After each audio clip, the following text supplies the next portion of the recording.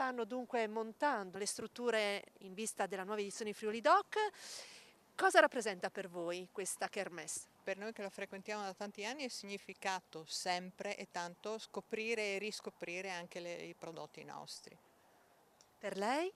Ma per me bisognerebbe cercare di trovare qualche spunto un po'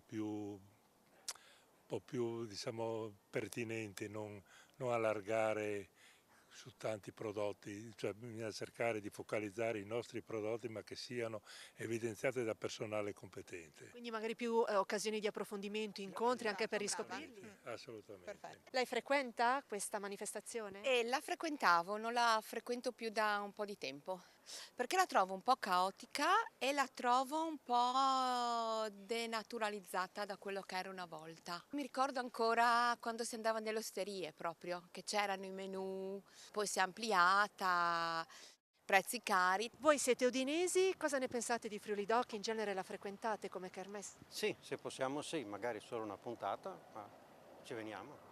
Sì, facciamo la passeggiata, poi se c'è qualcosa che ci interessa acquistiamo e Che cosa gradite in genere di più? Gradisco il mangiare. anche a me piace, magari, vabbè, ormai ho assaggiato quasi tutto, però insomma mi ripeto.